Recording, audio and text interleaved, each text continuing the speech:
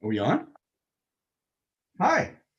Hi, welcome to the webinar. And we are, okay, cool.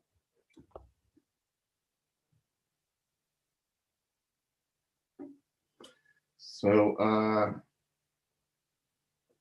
we are going to talk about visuals and audio reactivity. And my name is Zach. I'm a multidisciplinary and a visual artist. I do liquid light shows. I do glitch, digital visuals, and I try to blend them all together to make bands look really cool. And I've done festivals all around North America, and I've done hundreds of shows and worked with some really cool bands and made really cool visuals for them. And it's a lot of fun. A lot of people want to know about these things. We get people just are mystified from it, and we'll go over some history. Мэри Хэллок-Grinvolт, she's kind of like one of the pioneers of taking light art and music and kind of put those two waves together to the user.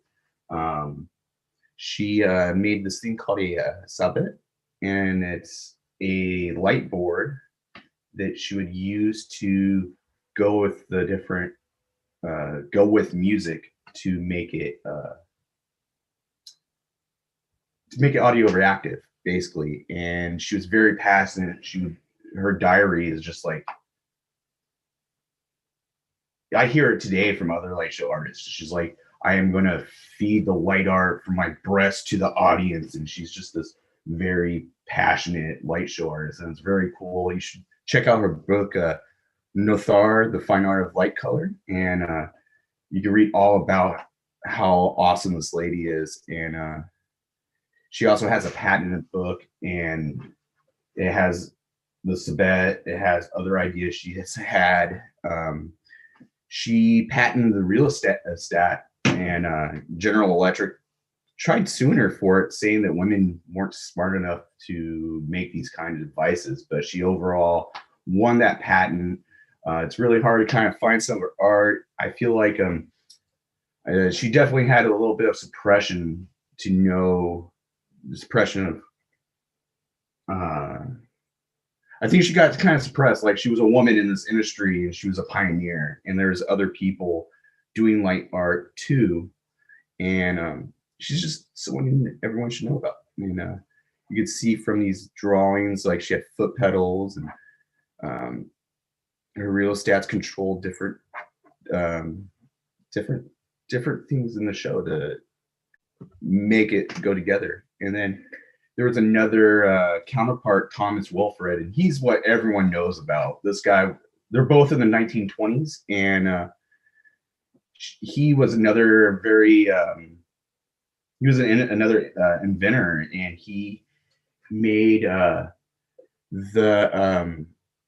clavups, and it was another contraption where you had levers and knobs that you would pull, and it would move.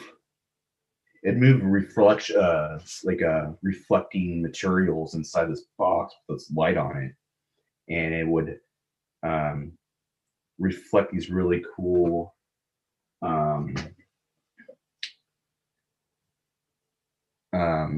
lumia light reflections onto the canvas, and it'd be these giant murals that would fill these theater houses, and they would put music to it. And then I'm gonna fast forward 40 years into the 60s. You have people like Bill Hэмmm, and Bill Hэмmm learned from this guy named Ellis, who was a poet, about liquid light shows. And this came from Los Angeles, California, and this guy came to San Francisco, California, and Bill Hэмmm saw this technique used with poets, and he brought this technique to rock shows.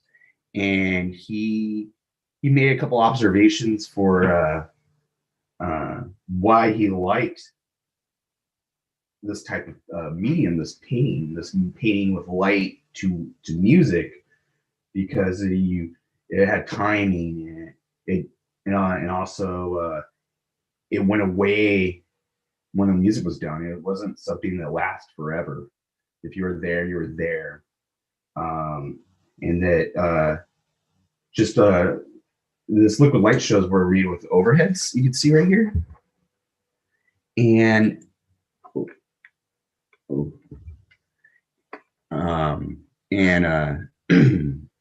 he this right here is called the stage. I don't know if you can see my pointer. You would put this liquid between these two convex glasses, and you'd smash it together, and it squashes a design with it. And then you shine light up through it, and I'm going to do a little demo so you guys get a little bit. But real quick, the five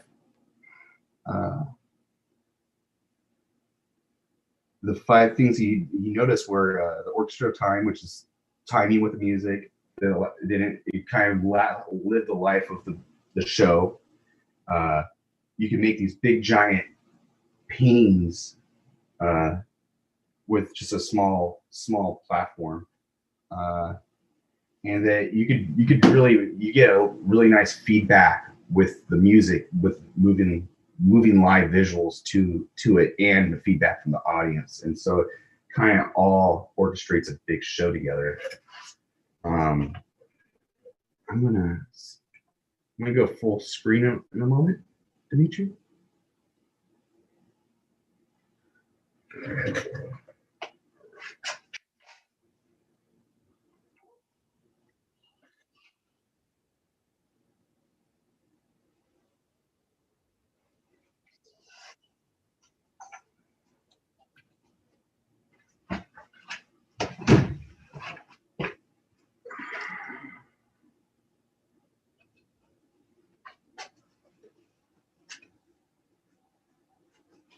All right, give me one moment.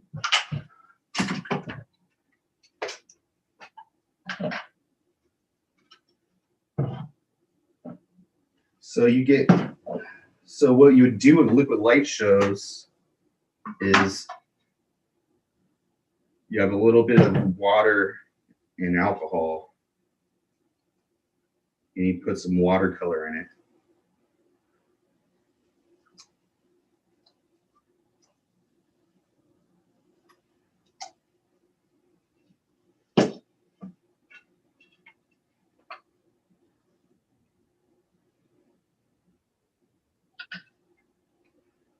And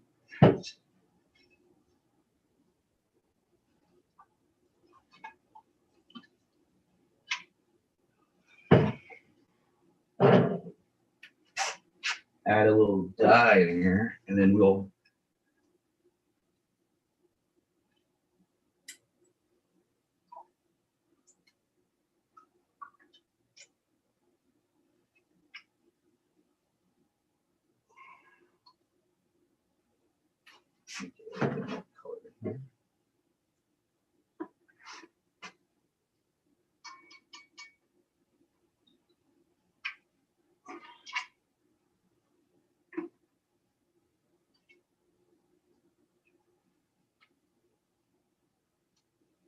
so I don't know if you guys. It's kind of weird. All right. So this is a liquid light show. This is what Bill Hэмmm was really known for, and you go here. This is what it looks like on my overhead, and it's just a small plate, but we could make a really big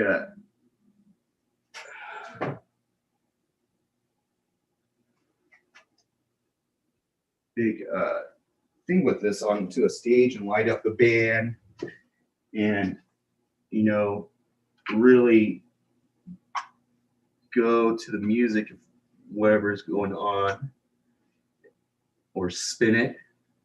Some people use straws and blow the liquid. Some use boxes. There's different types of ways people play with liquid to really amplify it. And since it's analog, people really are wowed by or astonished by it not being made by a computer.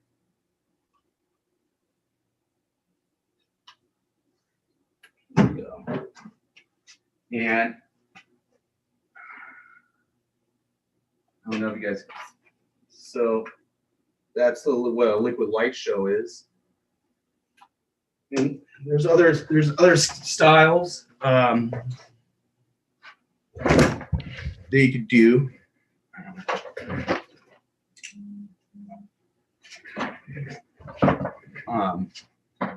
So that was Bill Hэмm, and there's two different types of liquid light shows. This is more of this is the American style, and this is with the plates.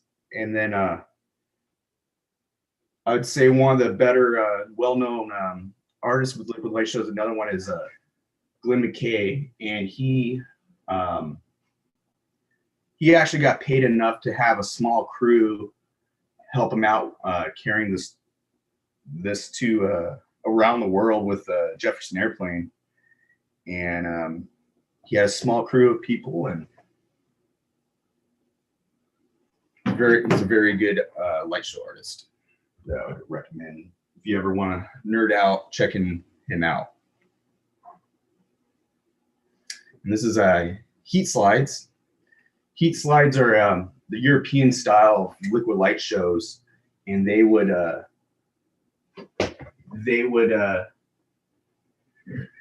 use a slide projector from the 50s that has a halogen bulb, and the light from it is so hot that it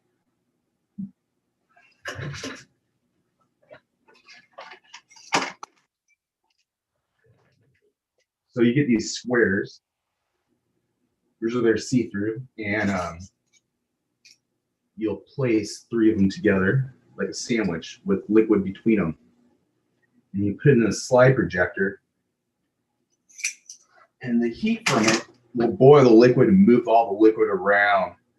And Mark Boyle in London, he was very famous using it because some say he got Pink Floyd famous because people would go to a Pink Floyd show, see these really cool visuals, feel safe to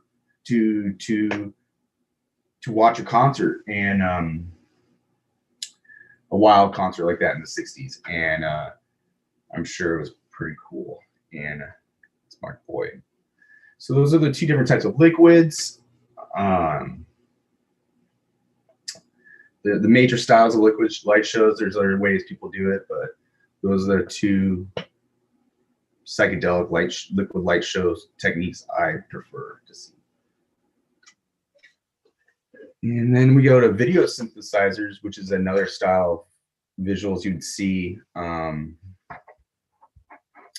You could see around. They generate the RGB, the red, green, blue of a video signal that you could mess with. I recommend the 3 Tricks, which is from Belgium. It's pretty of it's a good piece to start off with, or the LZWs. Use LFOs, low frequencies or control voltage to move them around to the music to make them audio reactive.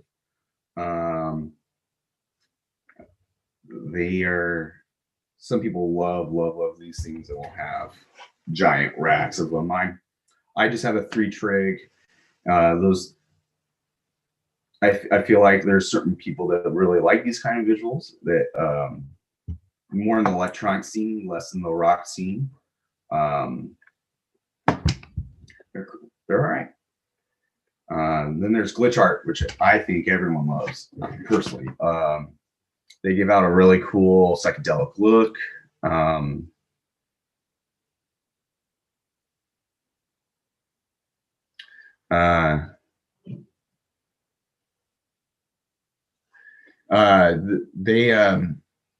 They're a little bit on the random side, so they're kind of hard to really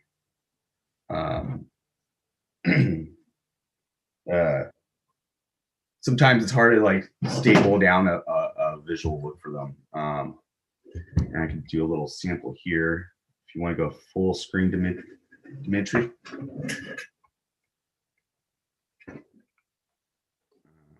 Whoa.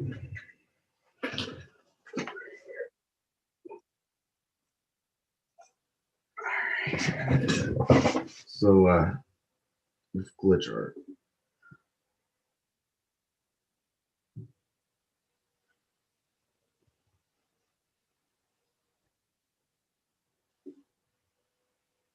So Glitch-Art is pretty cool. I'm using a tachyon right now.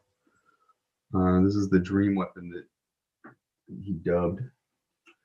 And they take a video signal and corrupt it, and usually you need a type of frame rebuffering or a time-based corrector, and it'll slow down the corruption of the video so that you can display it without getting a blue screen. And there's several different types. If you're just getting into this, I'd recommend the Santoni brand. It runs NTSC and PAL, so wherever in the world you are, you know that it'll work. And it does take both types of voltage. And they're pretty cool. And that's Glitch-Art. And then you can even really get to that next level of feedback we're going to talk about now. Yeah, so if I was, move these knobs around and try to get it to be auto-reactive, you could use a control voltage. Some use LFOs. And we get into feedback, which is when you take what you're sending out back into the in. So you can't feed it back in. And it's pretty cool.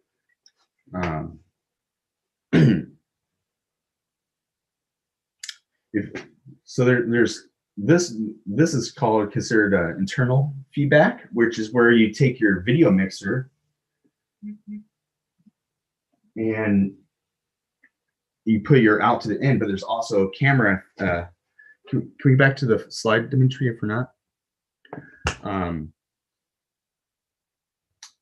So there's two different types of main feedback. There's the internal, where you use the circuitry of whatever you're sending your video signal, taking the out, putting it back into the inlet of your inlet, and you'll create that feedback. And then there's another feedback where you take a camera and you point it at your monitor, and that will feed back and make kind of like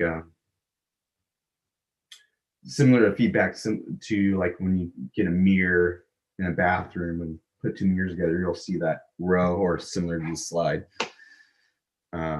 And if you use your control zoom and your color balance, your brightness, and other video functions, you can really make this go to the music if you're just trying to use your camera or your internal feedback through your video mixer or whatever circuitry you're feeding your video to. And there's different types. Here's some few different types of feedback. This was in Mexico, and I was right here, pointing at where I was projecting. I was projecting what I was projecting on stage through a feedback there that way with a camera. And this is similar, but this was I was on stage. This one is from far back, creating that feedback of the same image of the band.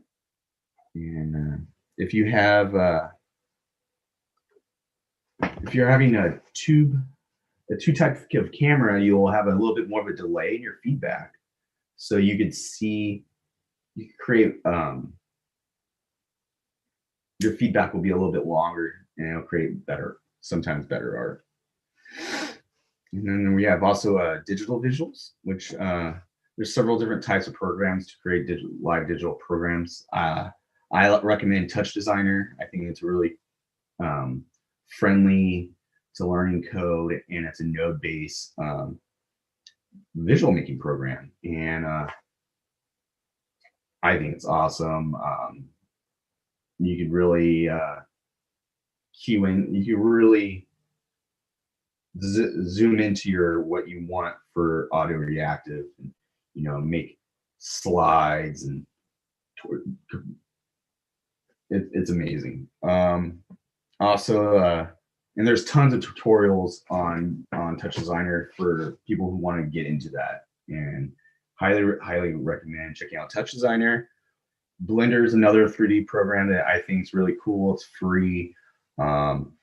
It also it has a lot of animation features that you can make it go to the music really well.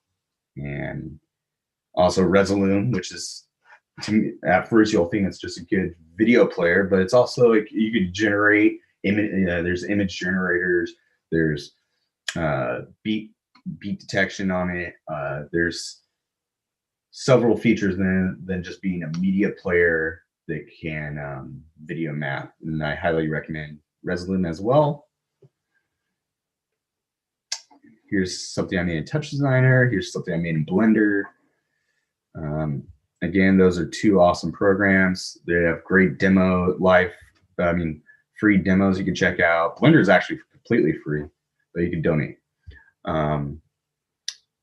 Things that I think are important if you're trying to go into visuals is creating a workstation for yourself, and having a place where you could go do your art and be comfortable and just relax. I think when you do visuals, sometimes you see someone else do something cool and you go copy that, and then you see artists and they don't go anywhere after that. But I think if you have a workstation and you go see something cool you like that someone did, go copy that, and then you can sit there and really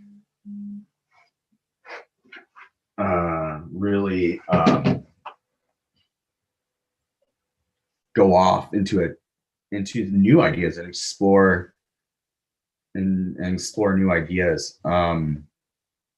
It's also, you need a safe place to keep your gear.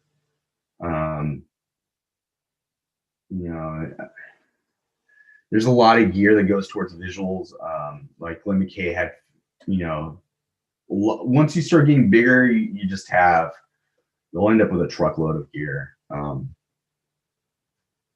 It's nice to have a safe space and really go out there for your new ideas that you need to make for visuals, because I think it's really important to be in the forefront of ideas instead of in the back front. So when I do a light show, I always say it starts when you start packing up for your light show, because you gotta make sure you bring everything to the show. You gotta make sure that you have your power cords, you have everything you need to make a show. You got your screen, you got your power cords, you got your power surges, you got your tables. You're running on time. You got to be there before the band gets there, because you want to have a backdrop. You want to set up a backdrop.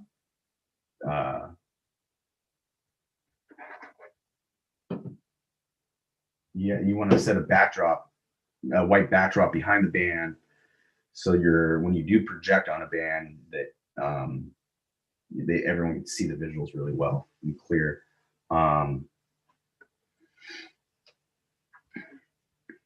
You always double check, make sure you have everything on your list of items that you need for a show.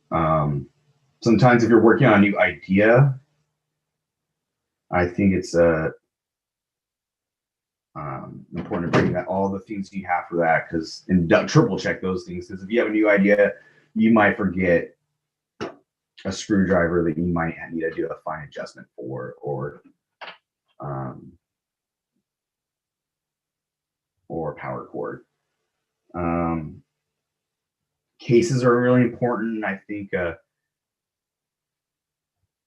case could show that you're a professional, and having a proper case will also keep your gear safe, where they can be better organized and more durable. And we haven't, and like, so here's when I was earlier doing light shows a few years ago, and I mean, look at that. I mean, most projectors could probably easily get damaged, or that lens, and that's what's important about having cases.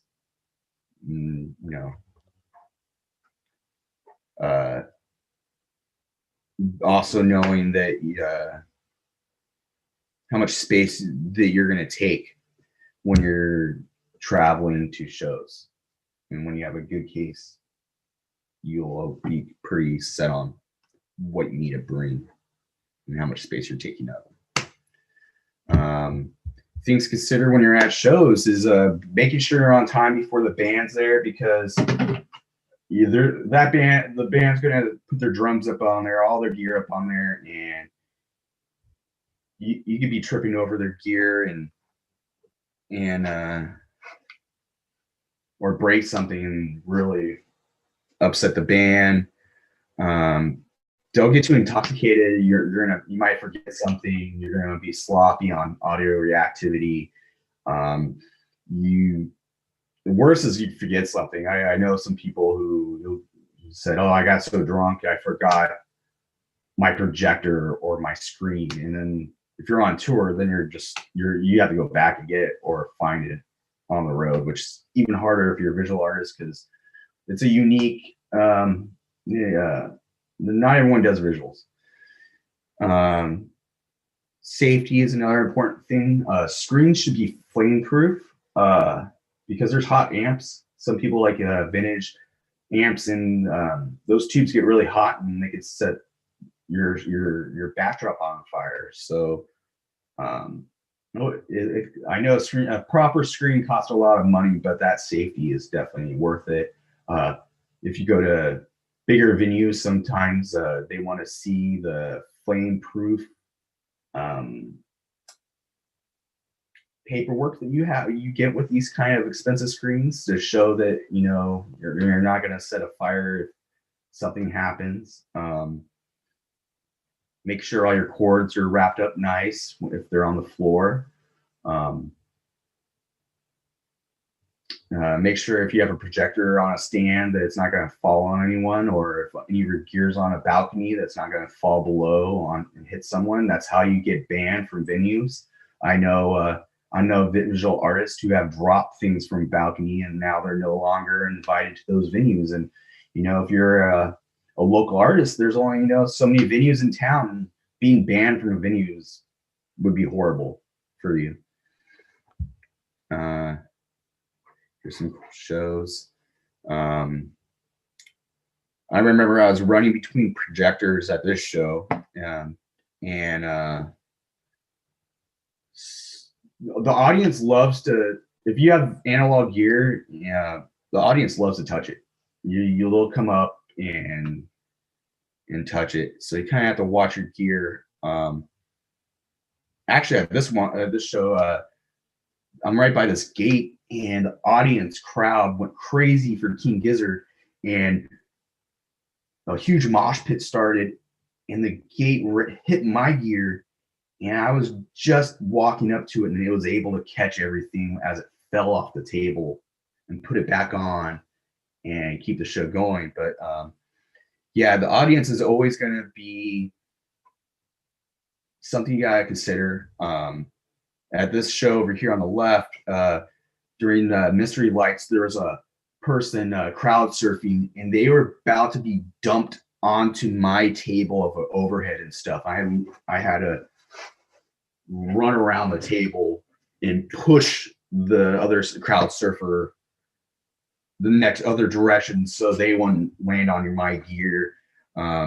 Smaller shows, you do have to always kind of have like a more stronger table. I recommend wood tables because wood's pretty awesome. Performing during COVID, I've been lucky to be able to be doing shows this year. Some of the innovations that we've had for COVID shows are San Francisco had a permit called the Jam Act, which as long as there's no singing or wind instruments, that they would be okay with us having a social distance show we projected from the roofs down onto this parking lot. And it was a dinner and a show, so all the tables for the audience were spread out 6 feet and the band was far back, and we followed all the normal COVID safety measurements. Another way we've done it is a drive-in movie theater, and we projected from behind the stage, and we were about 20 feet away from everyone, and we kind of stayed in that area, and the band had their like small area they would hang out in, and we all were socially distanced by at least 10 feet, 20 feet, and try to keep it that way, try to keep people that were going to the green room away from us, and try to keep us socially distanced. And those drive-in shows I think are really cool because people do get out of their cars, but all the cars are spaced far apart enough so everyone could be socially distanced. And you can still see live music, and if you have a small pod of people you trust, they could be with you and they go to these concerts. And I think they're pretty safe and would recommend trying one out.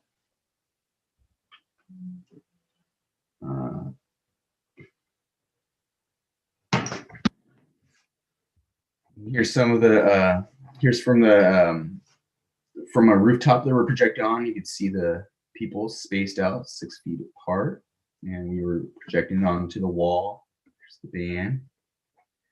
And this is the drive-in movie theater. There was that we did. What the future of auto reactive shows.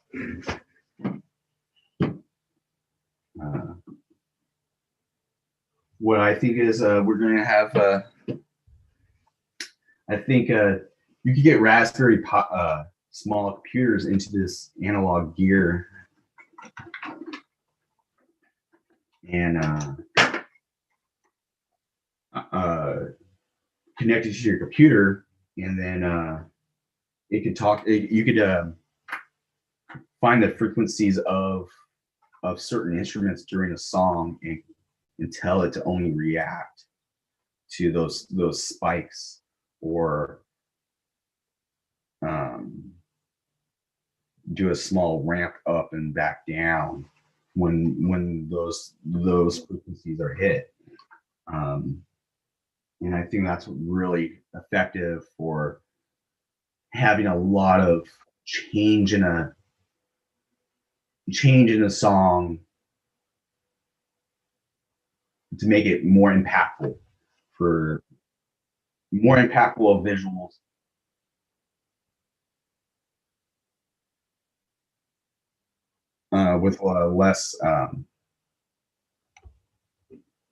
With less people involved, have a lot of changes going on during a song. Another thing I think in the future is I think always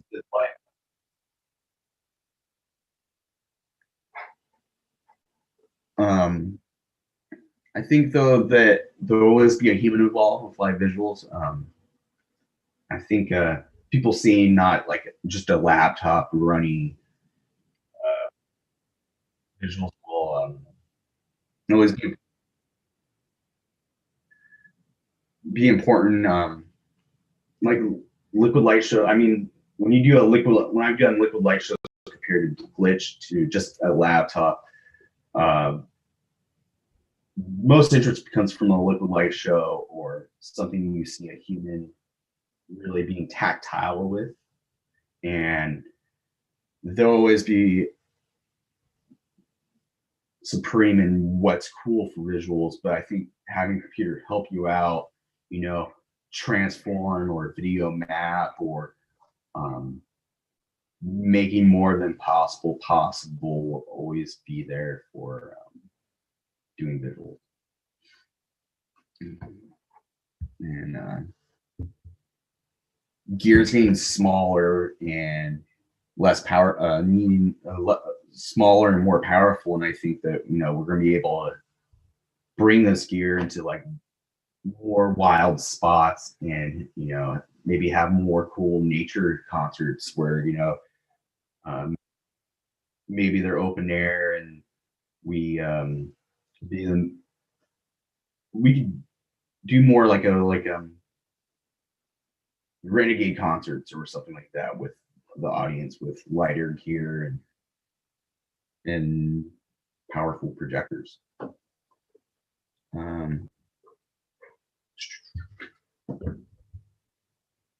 Dimitri, do you want to do questions?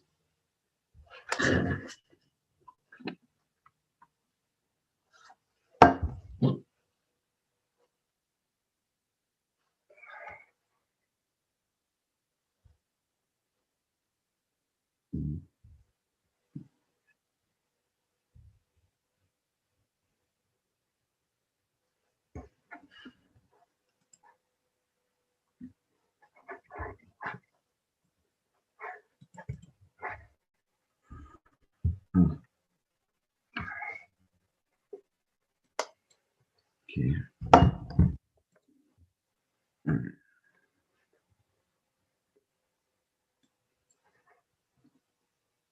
The budget for starting visuals. One of the questions, what's the budget? One of the cool things about visuals is you could really start with a flashlight if you're creative enough and have color gels. But I think a proper budget is what your mastery level is. The budget for starting visuals. One of the questions, what's the budget? One of the cool things about visuals is you can really. Oh, sorry for that feedback. But to answer your question, I mean, it depends what you're getting hired for, how big of a venue you're doing. If you're doing a small venue, I think $500 is pretty. I mean,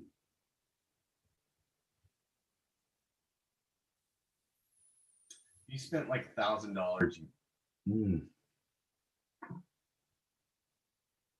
It really depends where you're getting hired, what kind of shows you're doing. If you're doing a 500-person venue, in a perfect setting, it had a white backdrop. The venues might have projectors. That's a really hard question, but $2,000's good. You could probably get a decent projector for $500. You get a good flame-proof screen for $500. You get a table, your power cords, and a decent projector for all that for about $2,000. The second question is, how did I get into this profession? Well, that's a pretty good story. I was at a Silver Apple show and I was talking to Jello Biafra, and he ended up talking to a light show artist, and that light show artist was Lance Gordon of Mad Alchemy, and he asked me if I could help him out clean up his light show so he could pack it up in his truck and go home. And I helped him out, and he gave me his card and told me, hey, if you want to help out some more, call me up. And I started I started helping Lance out and then Dominic Coda and Tyler, and I did that for about 2 years, and then I did it on my own. And recently, I started working with Lanskin. And now we're better than ever. Yeah, just kind of ended up helping someone else out, and that's how I got into it. My favorite technique. My favorite technique is definitely. I mean, I think I always will love liquid light shows. The definition you get is unmatchable. It's high res, high resolution, basically, because it's analog. It's just glass and optics, and it's really physical. It's really easy to be audio reactive with it, as well as not be audio reactive with it. And just some people just go on tangents and really don't move the glass to the songs, or there's a bunch of people, they don't really get the feedback between other light show artists to make their light show look like it's feeding back to the band. Because sometimes we'll have a big light show and everyone's doing their own thing, but if everyone's tight and they're getting, everyone's feedbacking from each other and feedbacking from the band, liquid light shows are amazing. I love them.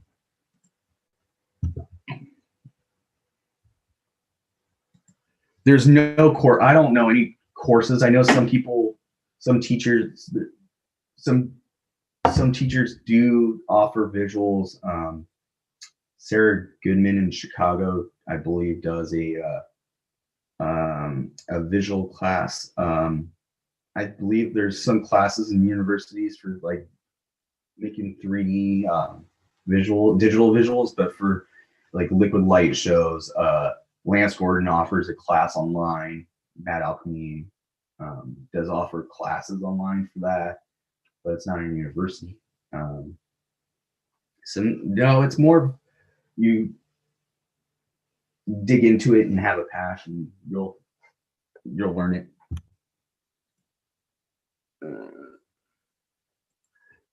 So the next question is, what do I think about the Lumen app? It's an Apple operating system, Lumen, Lumen. I think it's really cool. I saw it in Mexico. I was down in Mexico. Guillermo, he was using Lumen, and I think it's cool. I run Windows, so I haven't really got to play with Lumen. It looks like it's a very powerful device. I like it. I recommend it to other people. And I believe you can do data moshing with it live, which is a really cool feature. If you don't know how to do it yet with your Lumen app, I would go find that out, because it's one of the reasons I want to try it.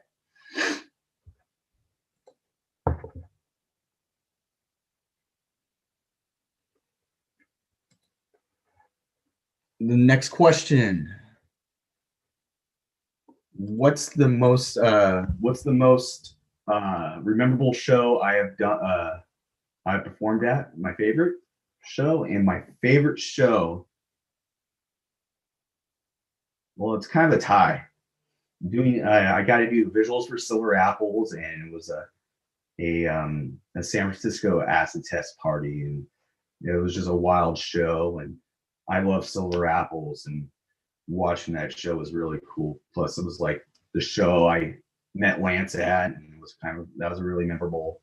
Doing visuals for King Gizzard and the Lizard Wizards with Mad Alchemy at Desert Days 2016 was a really memorable show. It was on the Non-Gone Infinity tour. It was the only show that later that year that King Gizzard and the Lizard Wizards did. And I thought that was a cool show. I just recently did a show in the desert. For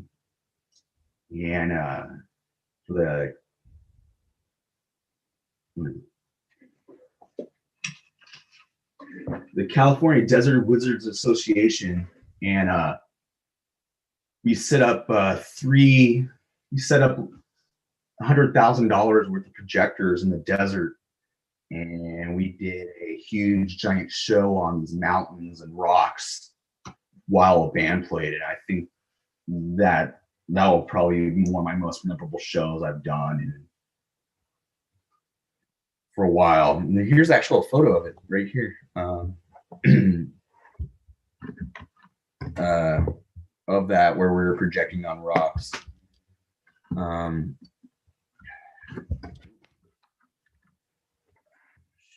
Sorry, guys.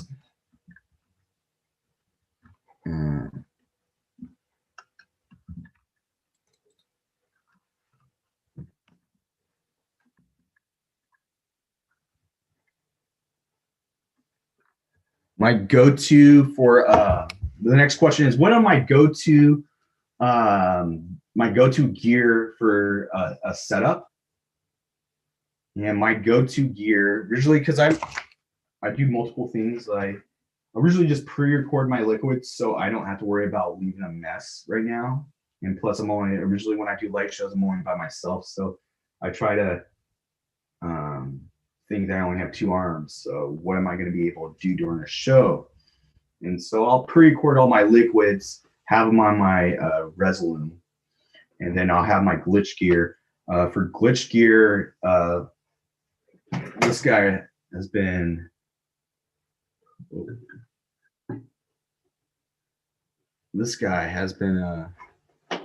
my number one. Guy, he's I've recommended it in the slide right here.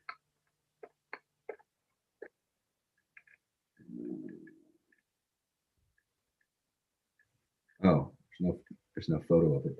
But Sintoni's CBV001S. Well, it used to be called the AV Mod 2, and it's a very cheap glitch gear. You can get this for like $70, and for a kid, if you know how to solder, and things like $130. If you don't, it's great. It's great gear with for my to-go gear. I have a Roland V4 EX. It does high definition standard. It has different outputs and inputs for whatever scenario you get into. So that's my go-to mixer. Then I have a TBC 1000 for a time-based corrector, so that all my glitch gear will get rebuffered. Also, the Tachyon Free Weapon is another solid rock glitch gear I would recommend. For my overheads, I have a Duquesne Starfire. That's my to-go overhead. Those Epson, a good laser projector with a phosphorus filament. Those are my to-go projectors. Resolume is my to-go program to use for media, playing media. And that's really important to have a good media player, because I've tried other programs, and when those things crash, especially during a live band show, those are not fun to have.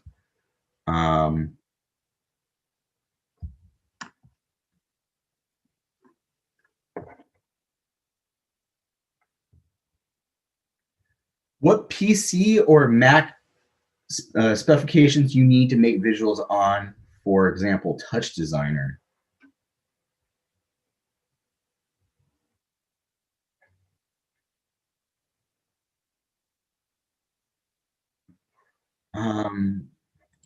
I would recommend looking up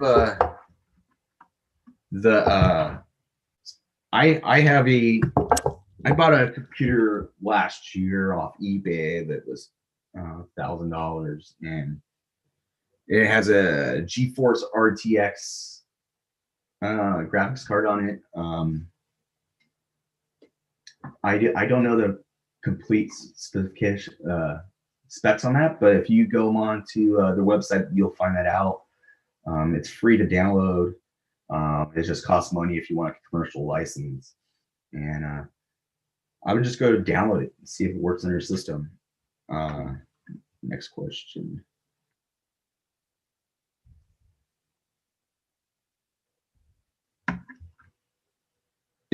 So the next question is, what devices can I use to take video and mangle it out and glitch it out on my CRT-V? And is it dangerous to do this? It can be dangerous if you don't have a casing around your PVC or you're exposed to live wires. But besides that, it's not very dangerous. You're just corrupting the video signal being sent, so that's why it gets mangled. Like I said, Syntony out of France, they make great glitch gear. Tachyon makes good gear.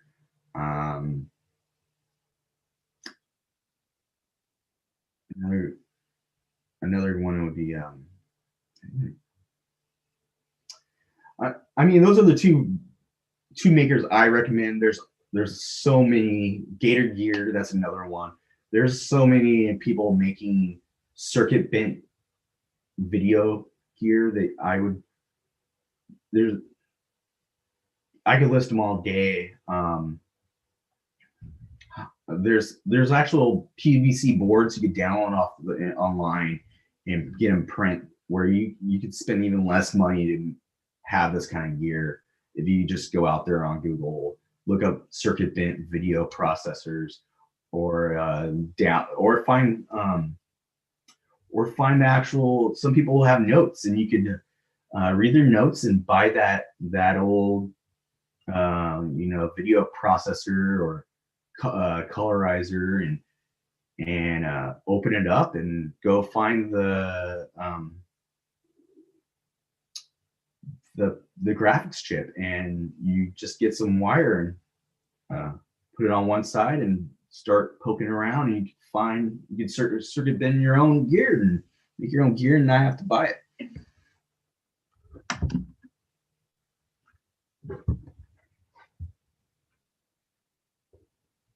And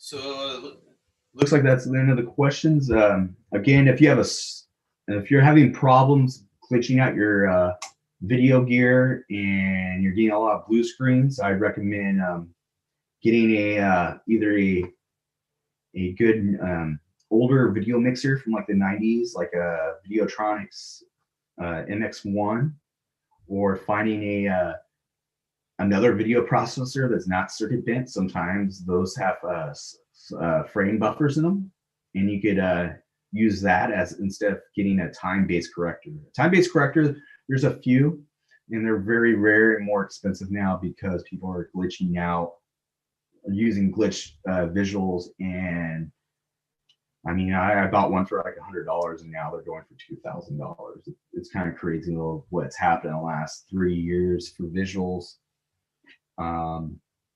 Again, it's pretty safe as long as you're not exposing yourself to the actual live wires. If you're circuit bending or doing any of those types of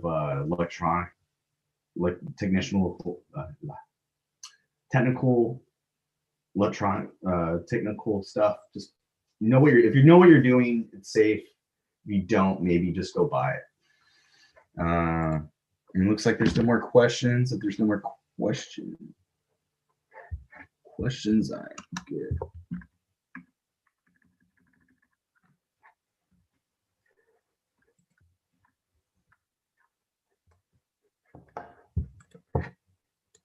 All right, well, that looks like it's the end of the questions. Please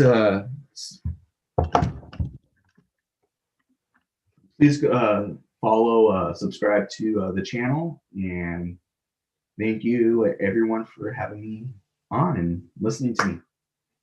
Thank you.